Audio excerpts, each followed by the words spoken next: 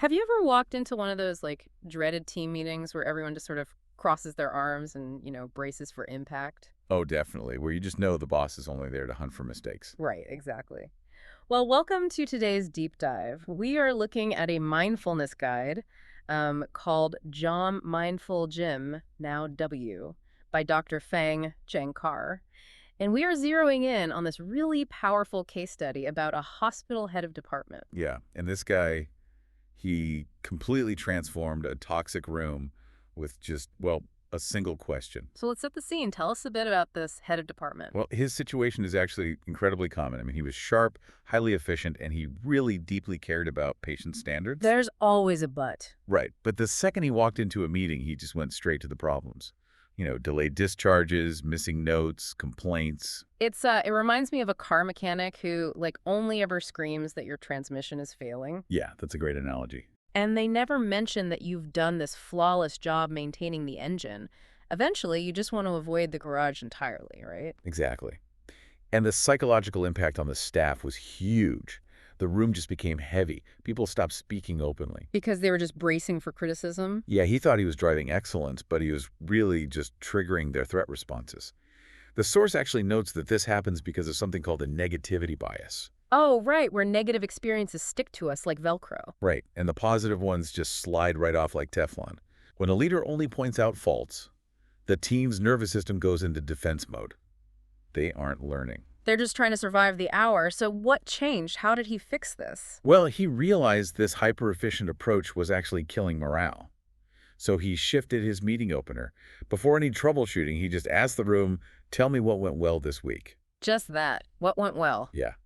And mechanistically, it manually overrides that Velcro negativity bias we were just talking about. Wait, really? Just by asking that one question? Yeah, because it connects to a core tool in the book called the gratitude workout. Dr. Fang specifically calls it the Google www Yahoo method. Okay, you're going to have to explain that one. Google, www, Yahoo. It's playful. You mentally search, so that's the Google part. You ask what went well, which is the www, and then you celebrate it. Yahoo. I mean, I can just hear the collective groan of a serious medical team being told to shout Yahoo in a morning briefing. I know it sounds a bit cheesy, but there is real neuroscience behind it. By actively searching for a win, you prompt the brain to release dopamine.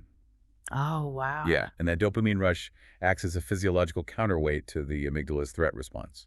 It literally changes the chemistry in the room from fear to reward. Okay, I see the science there, but let me push back on this for a second. Because in a busy hospital ward, doesn't this run the risk of, like, toxic positivity? How do you mean? Well, if everyone is just sitting around sharing wins and getting dopamine hits, aren't we ignoring the missing patient notes, like the real problems? That is a fair question. But the head of department didn't ignore those missing notes at all. He didn't. No, he just used gratitude to create a foundation of psychological safety first. Once people felt seen, they were actually way more willing to discuss the real problems, honestly. Oh, so they lowered the drawbridge before he delivered the heavy cargo. Exactly. Like a nurse catching an error or a junior doctor having a good family conversation. When that was acknowledged, the environment wasn't purely punitive anymore. That makes a lot of sense, actually. Yeah, they weren't hiding mistakes. Yeah. And the book uses a really wonderful Malaysian analogy for this balance. It's called teh sham. Teh sham, what's that? It's a popular drink that mixes tea and coffee, so it creates this blend of sweet and bitter. Oh, I love that. Work is exactly that mixture, right? It's not all sweet, and it's certainly not all bitter. Yeah, adding that little bit of sweet doesn't mean you're ignoring the bitter reality of the job. It just, makes the whole thing palatable. It makes the team human.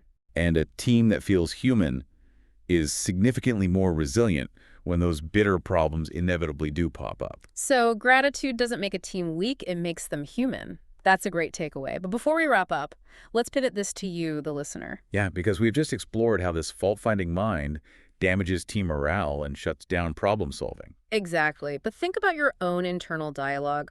What happens when you turn that relentless troubleshooting mindset inward onto yourself every single day? That is a very heavy question to sit with. Something for you to ponder. We'll catch you on the next deep dive.